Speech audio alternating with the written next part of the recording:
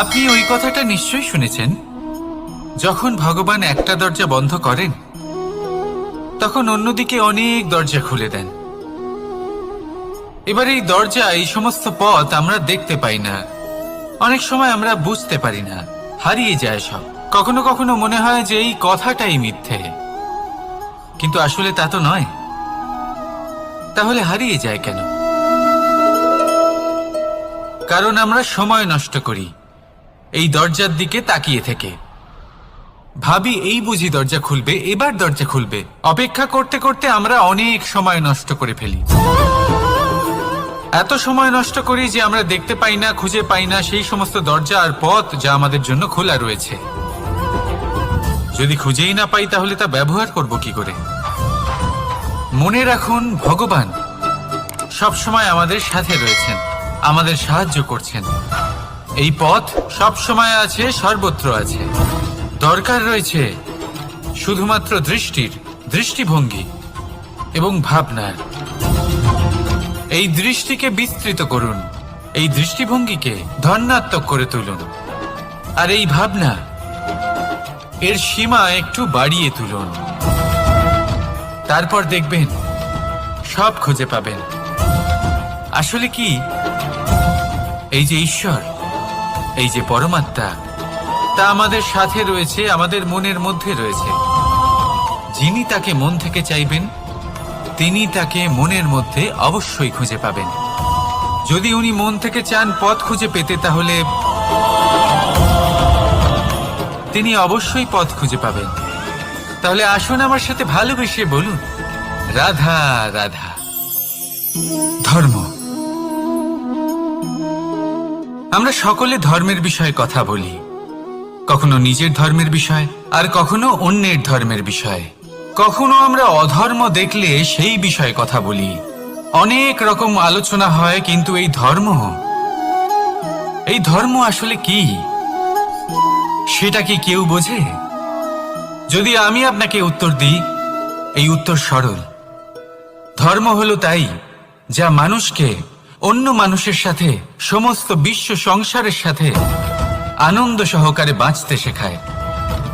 সেই জন্য আপনি যদি কখনো কোনো ধর্মীয় স্থানে যান, সেই ধর্মীয় স্থানে গিয়ে আপনার শান্তির অনুভূতি হয়, তাই না?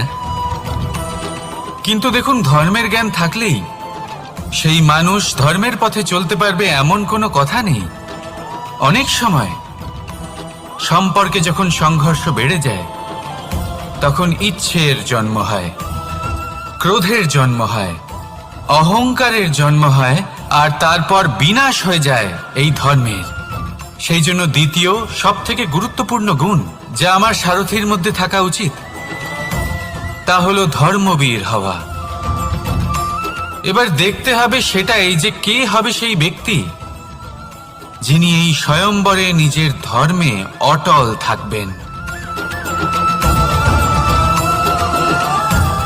কারণ সেই ব্যক্তি এই সংসার থেকে সরে এসে ধর্মের পুনঃস্থাপনের এই মহাকার্যে আমার সারথি হতে পারবেন। তাহলে আসুন আমার সাথে ভালোবেসে বলুন, রাধা রাধা। কর্ম, ধর্ম, জ্ঞান, এই 3 স্তরে অনেক মানুষ পৌঁছতে পারেন। অনেকে এই পরীক্ষা দিয়ে তাতে উত্তীর্ণ হয়ে যেতে পারেন, কিন্তু শিখরে পৌঁছে শাসন তিনিই করতে পারেন যার কাছে এই চতুর্থ গুণটিও থাকে, সমর্পণ। অত্যন্ত গুরুত্বপূর্ণ একটা গুণ এটা। এই সমর্পণ আসলে অত্যন্ত গুরুত্বপূর্ণ। পূর্ণ সমর্পণ দরকার নিজের লক্ষ্যের প্রতি, সমর্পণ নিজের কর্তব্যের প্রতি, সমর্পণ নিজের আত্মার থেকে নির্গত স্বরের প্রতি, সমর্পণ নিজের রথির প্রতি, অর্থাৎ আমার প্রতি। এবার এই পরীক্ষায় অত্যন্ত কঠিন এক বাঁক আসতে চলেছে, যেখানে সারথীকে সমর্পণের নিরিখে পরীক্ষা করা হবে, আর তাতে উত্তীর্ণ হওয়ার পরেই তার হাতে ধর্ম স্থাপনের রথের রাশ তুলে দেওয়া হবে। দেখা যাক কি হয়। ততক্ষণ আপনি প্রসন্ন থাকুন আর আমার সাথে ভালোবেসে বলুন, রাধা রাধা। যখন একজন ভক্ত এবং তার ভগবান এক আকার ধারণ করেন, যখন একজন ভক্ত নিজের ভগবানের প্রতি, নিজের জীবনের লক্ষ্যের প্রতি সম্পূর্ণরূপে সমর্পিত হয়ে যান, তখন জন্মগ্রহণ করে ভক্তি। আর তখন সংসারের সমস্ত আশা তিনি ত্যাগ করতে পারেন। সমস্ত আশা শেষ হতে পারে, কিন্তু মানুষের সঙ্গ ভক্তি কখনো ত্যাগ করে না। যখন ভক্ত ও ভগবান এক আকার ধারণ করেন, এক হয়ে যান, তখন রথী এবং সারথীর মধ্যে কোনো পার্থক্য থাকে না। তারাও এক হয়ে যান। একটাই ব্যক্তিত্ব, একটাই অস্তিত্ব। আর সেই জন্যই কখনো কখনো রথীর আদেশ ছাড়াই সারথী রথ চালিয়ে দেন, আবার কখনো সারথীর পরামর্শ ছাড়াই রথী আক্রমণ করে ফেলেন। এ তো শুধুমাত্র আরও একটা গুণ সেই সারথীর মধ্যে, যিনি ধর্ম স্থাপনার মহান কাজে আমার সারথী হতে চলেছেন। তাহলে আসুন আমার সাথে ভালোবেসে বলুন, রাধা রাধা। ভাগ করে নেওয়া বা বন্টন করা প্রত্যেক মানুষের জীবনে অবশ্যই হয়ে থাকে, আর অনেক সময় এটা জীবনে অতি আবশ্যক হয়ে পড়ে। কিন্তু ভাগ করার মনোকামনা তার থেকেও বেশি গুরুত্বপূর্ণ হলো যে কোন ঘটনার আধারে এই বাটোয়ারা হলো। অনেক সময় এই বাটোয়ারা হলো শান্তির প্রতীক, আবার অনেক সময় এই বাটোয়ারা বিপ্লব ঘটাতে পারে, এমন এক বিপ্লব যা মহাযুদ্ধ ঘটিয়ে দিতে পারে। দেখুন, বাটোয়ারা সম্পত্তির হোক বা হোক ভিক্ষার, শিক্ষা কিন্তু একটাই। জীবনে অনেক সময় বাটোয়ারা দরকার হতে পারে, কিন্তু যতদূর সম্ভব তা এড়িয়ে চলুন, একসাথে মিলে এগিয়ে চলুন। কারণ দেখুন, এই যে বাটোয়ারা ভাগ করে দেয়, আর সেখানেই একতা আপনাকে অগ্রসর করে। তাহলে আপনিও এটাই করুন, একসাথে মিলে সামনে এগোন, আর আমার সাথে ভালোবেসে বলুন, রাধা রাধা। কখনো ভেবে দেখেছেন মানুষকেই এই সংসারে সর্বশ্রেষ্ঠ প্রাণী কেন বলা হয়?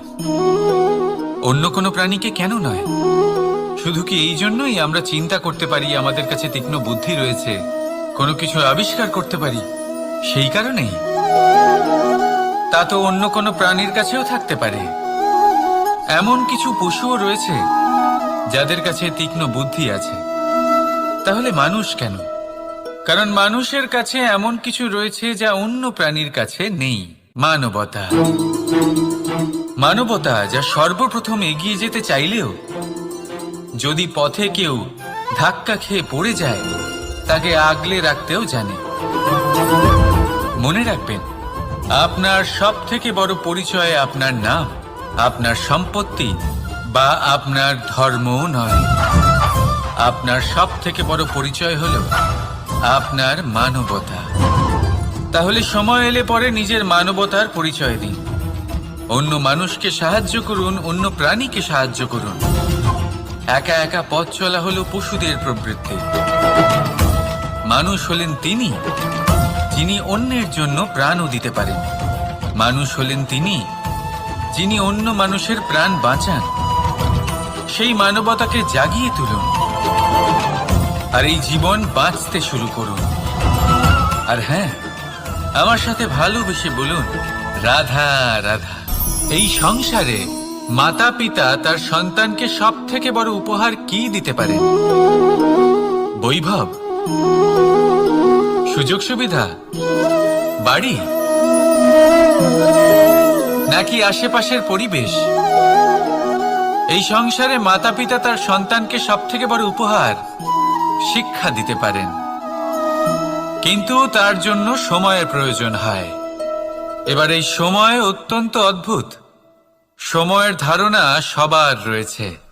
কখনো কখনো কিছু কঠিন সময় বরদানের মতো আমাদের সম্মুখে আসে। এরকম কোনো সমস্যার কথা যদি আমি বলি, যেমন যুদ্ধ, মহামারী, মহা অসুখ, এরকম সময় আমাদের কাছে যথেষ্ট সময় থাকে। এই সময় আমরা চিন্তা করি, ভয়ভীত হই, কে জানে কত সম্পত্তির ক্ষয়ক্ষতি হবে। এবার এই সময় কিভাবে কাটিয়ে ওঠা যায়? অশুভ চিন্তা তার মনের মধ্যে বাসা বাঁধে, সে বুঝতে পারে না সে কি করবে। আমি বলবো চিন্তা ত্যাগ করুন, এই ভয়কে ত্যাগ করুন। আর মনে রাখুন একটা গুরুত্বপূর্ণ কথা, যে ঈশ্বর আপনাকে বরদান দিয়েছেন যাতে আপনি নিজের কর্তব্য পূর্ণ করতে পারেন। কর্তব্য, নিজের পরিবারকে সময় দেওয়া, নিজের সন্তানকে শিক্ষা দেওয়া। তাদের সাথে বসুন, কথাবার্তা বলুন, আলোচনা করুন। কিছু কথা তারা বলবে, কিছু আপনি বলবেন, কিছু আপনি শিখবেন, কিছু তারা শিখবে। তাদের সাথে খেলা করুন, তাদের সাথে পূর্বপুরুষের গল্প করুন। এইসব করলে তাতে না শুধু তাদের ভবিষ্যৎ উজ্জ্বল হবে, বরং আপনিও সন্তুষ্টি পাবেন। ভয়ভীত হবেন না। আজ বর্তমানে আপনি কি করতে পারেন যাতে আপনার বর্তমান সঠিক হবে এবং ভবিষ্যৎ উজ্জ্বল হবে, তাতে একাগ্র হন। সব কিছু শুভ হবে। রাধা রাধা। সকালে উঠে সবার আগে স্নান করেন কেন? বুঝতেই পারে না। কেন কথায় কথায় বারান্দা উঠোন পরিষ্কার করা হয়? বুঝতেই পারে না। অনেক মানুষজন এটাকে ধার্মিক এবং অন্ধবিশ্বাস বলে, কিন্তু যদি আমি আপনাকে সত্যি কথা বলি, প্রত্যেক ধর্ম বিজ্ঞানসম্মত। প্রত্যেক কাজের পেছনে বৈজ্ঞানিক সত্যতা লুকিয়ে রয়েছে, কিন্তু প্রত্যেক মানুষ সেই নিয়ে কতটা ভাবেন, কতটা বোঝেন আর কি পদক্ষেপ নেন তা হলো আলাদা এবং অত্যন্ত গুরুত্বপূর্ণ, কিন্তু তা হলো বিজ্ঞানসম্মত। আজও যখন আমি আগে বাড়ি যাই, মা সবার আগে আমার হাত পা ধুয়ে দেন, তারপর সবকিছু। তাই আপনি পরিচ্ছন্ন থাকুন, তাহলে আপনি সুস্থ থাকবেন। তখনই আপনার মনে ভক্তিভাব আসবে, তখনই এই সমগ্র সংসারকে সামলানোর শক্তি অর্জন করতে পারবেন। তাহলে পরিচ্ছন্ন থাকুন, সব ভালো থাকবে। রাধা রাধা। মানুষের জীবনে স্বচ্ছতার একটা আলাদা গুরুত্ব আছে। যদি আপনি নিজেকে স্বচ্ছ রাখেন, তাহলে আপনার নিজেরও ভালো লাগবে, সামনের ব্যক্তিরও ভালো লাগবে, একটা অন্যরকম প্রভাব পড়বে। কিন্তু একজন শ্রেষ্ঠ ব্যক্তি কিভাবে হয়ে ওঠা সম্ভব? যার মধ্যে গুণ আছে, শিক্ষা আছে, শুভ চেতনা আছে, যিনি সৎকর্ম করেন। কিভাবে হব সেই ব্যক্তি যার মধ্যে জ্ঞান আছে? শুধুমাত্র স্বচ্ছ থাকলে তো তা হওয়া সম্ভব নয়। প্রথমে আপনাকে বুঝতে হবে যে মানুষের মধ্যে 4টি মূল তত্ত্ব আছে। প্রথম হলো তার শরীর, যার দ্বারা উনি যে কোনো কর্ম করে থাকেন। দ্বিতীয় তত্ত্ব হলো তার মন, যার দ্বারা কোনো কর্ম করার জন্য সে নিজেকে প্রেরণা দিতে থাকে। তৃতীয় তত্ত্ব হলো বুদ্ধি, যে কর্ম আমরা করতে চাই, যে লক্ষ্যে আমরা পৌঁছতে চাই, সেটা আমরা কিভাবে কোন পথে করব সেটা স্থির করা যায় বুদ্ধি দিয়ে। আর চতুর্থ তত্ত্ব হলো আত্মা। আত্মা হলো এমন এক তত্ত্ব যার কোনো সমাপ্তি নেই। আত্মা হলো অজয়, কিন্তু এরও শুদ্ধিকরণের প্রয়োজন হয়। এই 4টি তত্ত্বের শুদ্ধিকরণ করতে থাকুন, এদের নির্মল রাখুন, শুদ্ধ রাখুন। এবং এটা কিভাবে হবে? শুভ চেতনা দ্বারা, জ্ঞানের দ্বারা, এবং সবথেকে বেশি গুরুত্বপূর্ণ প্রেমের দ্বারা। আসুন আমার সাথে ভালোবেসে বলুন, রাধা রাধা।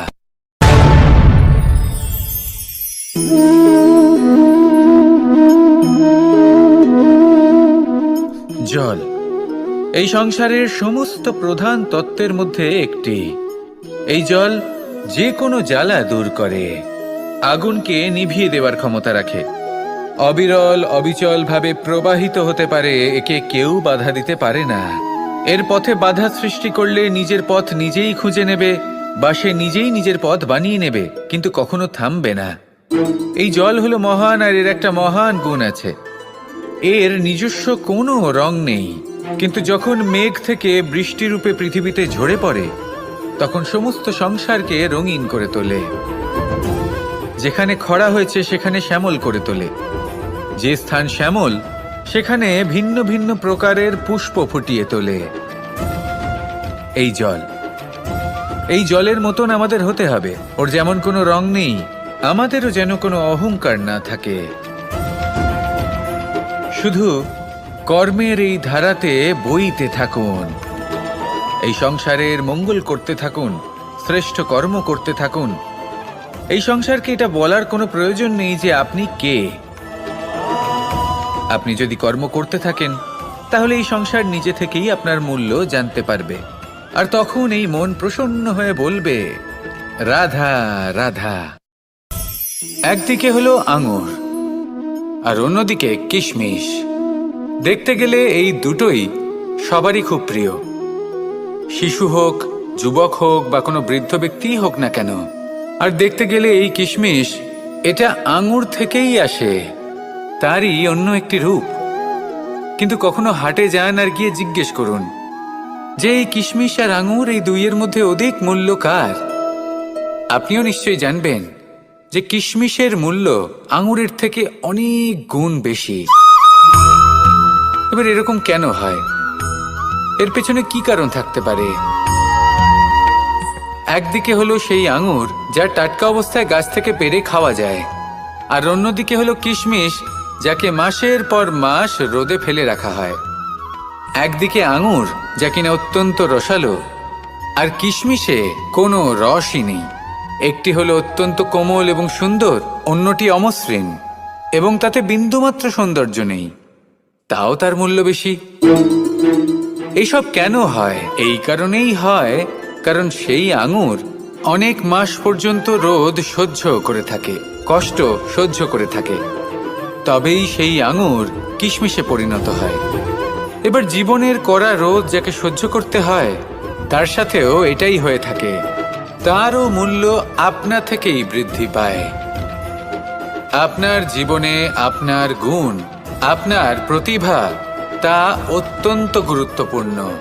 কিন্তু যখন আপনি অভিজ্ঞতা লাভ করেন তখনই সেই অভিজ্ঞতা আপনার গুণ এবং প্রতিভাকে আরও অনেক বেশি শ্রেষ্ঠ করে তোলে। তাই জীবনের কঠোর রোদের মধ্যেও দাঁড়িয়ে থাকাটা শিখে নিন, সাহসের সাথে কঠিন পরিস্থিতির সম্মুখীন হওয়াটা শিখে নিন।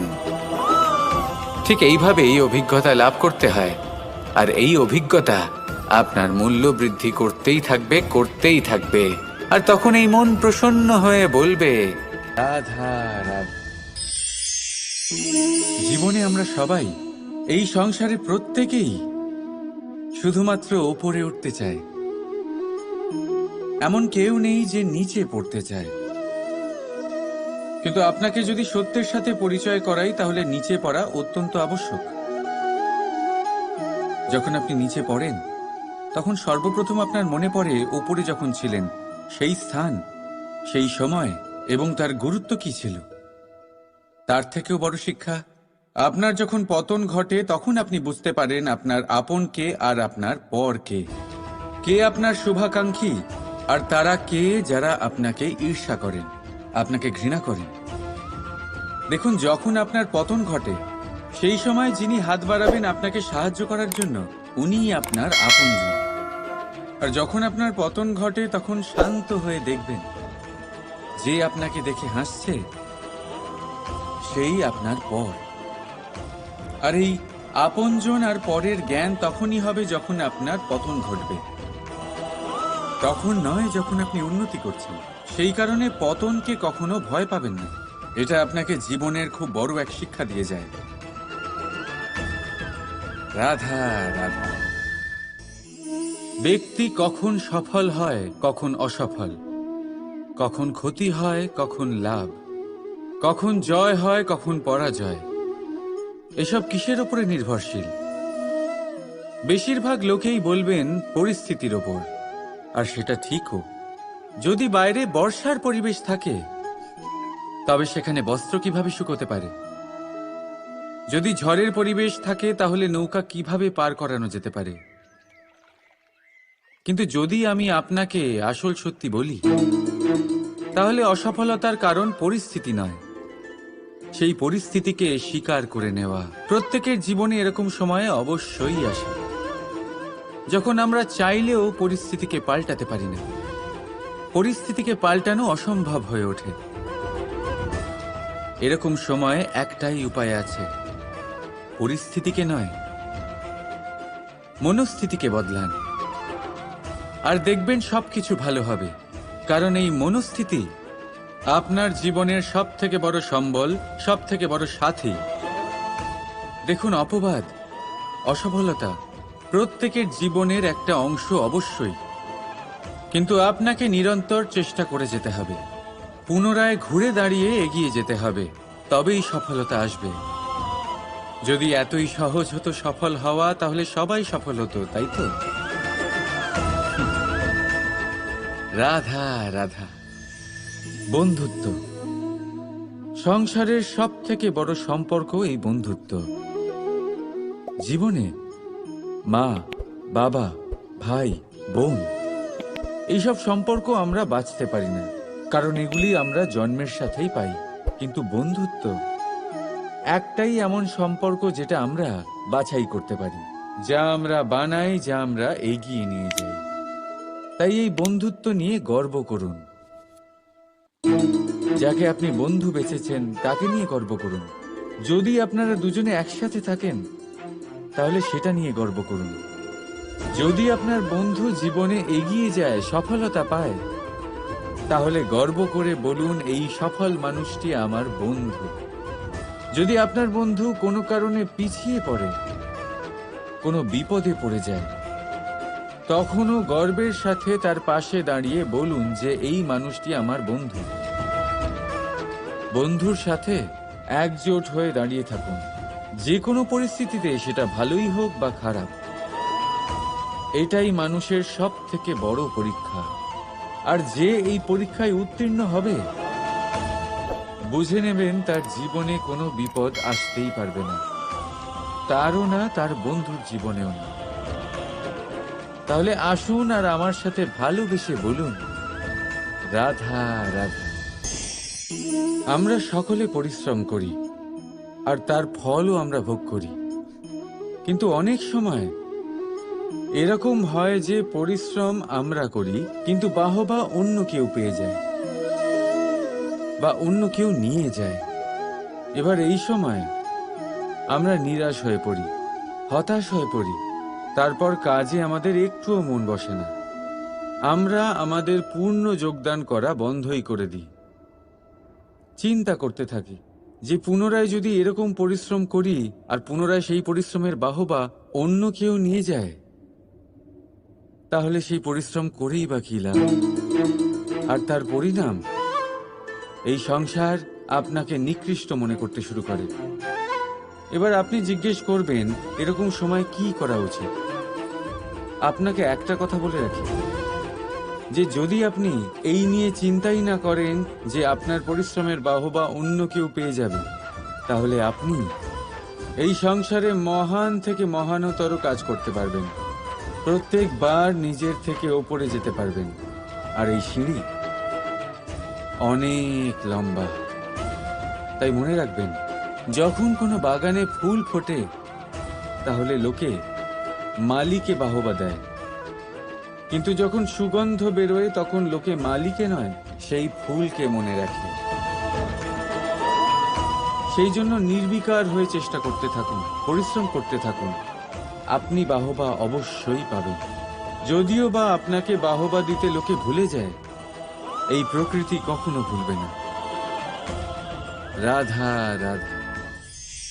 দেখতে গেলে এই সংসার বড়ই সুন্দর, কিন্তু আসল সত্যি এটাই যে সংসারে সবকিছু নশ্বর। যেটা কাল ছিল তা আজ নেই, যা আজ আছে তা কাল ছিল না, আর যা আজ আছে তা কালও থাকবে না। প্রত্যেক মানুষকেই যথাসময়ে কালের কাছে মাথা নত করতে হয়। এই রূপের বিনাশ করে বার্ধক্য, প্রাণের বিনাশ করে মৃত্যু, আলস্য, ঈর্ষা ধর্মের বিনাশ করে, আর ক্রোধ বিনাশ করে সম্পর্কের। কিন্তু এরকম একটা অনুভূতি আছে যা একাই সমস্ত গুণ বিনাশ করতে সক্ষম হয়, আর সেটা হলো অহংকার। তাই জ্ঞানকে নিজের কাছে আসতে দিন, কিন্তু অহংকারকে কখনোই নয়। কারণ যদি এই অহংকার আপনার কাছে চলে আসে, তাহলে জীবনে যা কিছু আপনি অর্জন করেছেন, তা সে গুণ হোক বা হোক ধন, সে বন্ধু হোক বা হোক আনন্দ, সবকিছু শেষ হয়ে যাবে। রাধা রাধা। এই পাথর দেখতে পাচ্ছেন আপনি? কত গোল, কতটা চকচকে। বাচ্চাদের অনেক সময় এটা নিয়ে খেলতে ভালো লাগে, আর কেনই বা লাগবে না? কতটা সুন্দর আর মসৃণ এটা। কিন্তু আপনি কি কখনো ভেবে দেখেছেন এই পাথর আগে কি ছিল? কোনো বিশাল আকার পর্বত, কোনো বিশাল আকার পাথরের একটা বড় ভেঙে যাওয়া অংশ বিশেষ, যেটা কোনোভাবে নদীতে পড়ে নদীর ধারার সাথে বইতে থাকলো। মাটির সাথে ঘর্ষণ হলো, বালির কণার সাথে ঘর্ষণ হতে থাকলো, আর তারপর ধীরে ধীরে এই আকার পেল। এবার আমরাও এই পাথরের মতোই। তাই মনে রাখবেন, আপনার ব্যক্তিত্ব, আপনার এই স্বরূপ ঈশ্বরের দেওয়া কখনোই নয়। হ্যাঁ, প্রকৃতি অবশ্যই আপনাকে জন্ম দিয়েছেন, কিন্তু আপনি নিজে নিজের ব্যক্তিত্বের রচয়িতা। আর আপনি তা রচনা করেন কঠিন পরিস্থিতির মুখোমুখি হয়ে, সংকটের ধারা পার করে। তাই আপনিও এই পাথরের মতো নিরন্তর চেষ্টা করতে থাকুন। নিজের অস্তিত্ব বজায় রাখুন, এই অস্তিত্বকে মহান করতে থাকুন, আর আমার সাথে ভালোবেসে বলুন রাধা রাধা। বর্ষাকালে যখন ভয়ানক বৃষ্টি হয়, তীব্র গতিতে যখন হাওয়া চলে, তখন আপনি নিশ্চয়ই দেখেছেন যে পাখিরা, যাদের বাসা মাঝে মাঝে ভেঙে পড়ে, নষ্ট হয়ে যায়। কিন্তু আপনি কি কখনো সেই পাখিদের বিলাপ করতে দেখেছেন? কখনো নয়। যখনই সেই বৃষ্টি থেমে যায়, তারা আবার একটু একটু করে খড়কুটো জোগাড় করে তাদের বাসা বানিয়ে ফেলে। নিজের সংসার সেই রকমই বানিয়ে দেয় যেমন আগে ছিল। এমন কেন?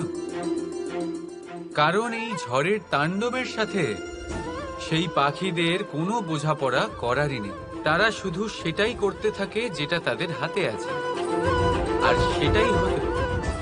আর এটাই হলো সুখী জীবনের মূল মন্ত্র। যেটা আপনার হাতে নেই, তা নিয়ে বিলাপ করে আপনার কোনো লাভ হবে না। মনোসংযোগ তাতেই করুন যা আপনার হাতে রয়েছে। যা বদলে গেছে তাকে আপনি আবার বদলাতে পারবেন না, কিন্তু যা আপনি বদলাতে পারবেন তাতে মনোসংযোগ করুন। এই জীবনে একটু ধনাত্মক হয়ে উঠুন, দেখবেন সব শুভ হবে। রাধা রাধা। ছোটবেলায় একটা জিনিস আমি কখনো বুঝে উঠতে পারিনি। আমি সবসময় আশ্চর্য হয়ে থাকতাম যে এটা কি করে সম্ভব হতে পারে। ব্যাপারটা ছিল এরকম, আমি আমাদের গোয়াল ঘরে দেখতাম ভিন্ন ভিন্ন রং রূপের গাভী। কারোর রং কালো তো কারোর রং সাদা, কেউ খয়েরি তো কারোর রং বাদামি। এবার আমি দেখতাম কারোর কারোর শিং বড় তো কারোর এত ছোট যে দেখাই যায় না। কোনো গাভী আকারে ছোট ছিল তো কেউ একটু বড়। কিন্তু যখন সেই সব গাভী দুধ দিত, তখন আমি দেখতাম সেই সব দুধ সমান, রং সমান, স্বাদ সমান, গুণও সমান, আর সমান পুষ্টিও। এবার আমি এটা বুঝতে পারতাম না। আমার দৃষ্টিতে তো সমস্ত গাভী আলাদা আলাদা ছিল। আমি ভাবলাম আমি মাকে জিজ্ঞেস করি। মাকে জিজ্ঞেস করলাম। মা আমাকে বললেন, কানাই, রং রূপ পাল্টালেও গাভীদের বাস্তবিকতা তো পাল্টায় না। গাভী তো গাভীই থাকবে। এবার আমি এটা বুঝতে পারি না যে মানুষ এটা আত্মসাৎ কেন করতে পারে না। দেখুন, রং, রূপ, জাত, ধর্ম, ভাষা, এই সবের উপরে হলো মনুষ্যত্ব। আর মনুষ্যত্বের একটাই ধর্ম, আর সেটা হলো প্রেম। তাই এই প্রেম আপনি সকলের সাথে ভাগ করে নিন। প্রেমের সাথে সকলের সেবা করুন। এই মনুষ্যত্বর অমৃত চেখে দেখুন, আর আপনি বুঝে যাবেন যে আমরা কেউ আলাদা আলাদা নই, আমরা সবাই সমান। রাধা রাধা। সাগর, কত বিশাল হয় এই সাগর! কি না করতে পারে এই সাগর! এক মুহূর্তের মধ্যে সব ধ্বংস করে দিতে পারে, প্রলয় ডেকে আনতে পারে, সংসার মুছে ফেলতে পারে। এই সাগর জীবন জ্যোতি নিভিয়ে দিতে পারে। কিন্তু এই সাগর যা মেটাতে পারে না, তা হলো একজন তৃষ্ণার্তের তৃষ্ণা। অন্যদিকে এই ঘোড়া, যা এতটাই ছোট যে গোপিনীরা একসঙ্গে অনেকগুলো নিয়ে চলতে পারে, কিন্তু এই ছোট ঘোড়া অনেকের তৃষ্ণা মেটাতে পারে। এবার বলুন, জল সাগরেও আছে, আবার এই ঘোড়াতেও। তাহলে পার্থক্য কোথায়? এখানে পার্থক্য হলো তাদের আচরণের মধ্যে। একজন মাটির মধ্যে মিষ্টি জল ধরে রাখে, তো আরেকজন নিজের নোনা জলের আঘাতে যে কাউকে মাটিতে মিশিয়ে দিতে পারে। আপনি কি হতে চাইবেন? সাগরের নোনা জল হয়ে কারোর আশা চূর্ণ বিচূর্ণ করে দিতে, নাকি মিষ্টি জলের ঘোড়া হয়ে কারোর তৃষ্ণা মেটাতে? সিদ্ধান্ত আপনার। রাধা রাধা। কতবার এমন হয়, আপনি কোনো কাজ করার জন্য কাউকে দায়িত্ব দেন, কিন্তু সেই ব্যক্তি সেই কাজ সম্পন্ন করতে পারে না, অসম্পূর্ণ রেখে দেয়, অথবা ঠিকভাবে করতে পারে না। এবার এই পরিস্থিতিতে কি হয়?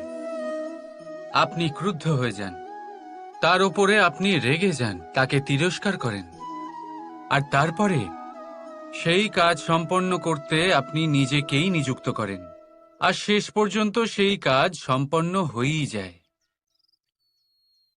এবার এই বিষয়ে সমস্যা সেই ব্যক্তির চেষ্টায় নয়, সমস্যা আপনি যে সেই ব্যক্তিকে ভরসা করলেন তার ছিল।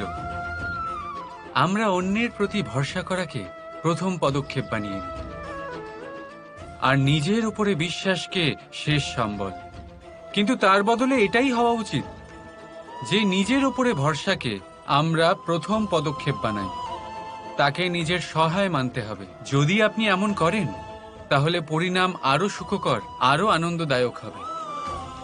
তাই মনে রাখবেন, এই সংসারে আপনার সব থেকে বড় ভরসা আর কেউ নেই।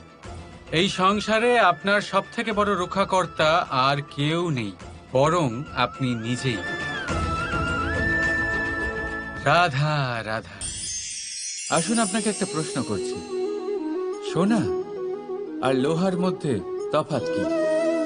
এবার বেশিরভাগ লোকের উত্তর এটাই হবে যে সোনা বহুমূল্য, সোনার মূল্য লোহার থেকে অনেক বেশি।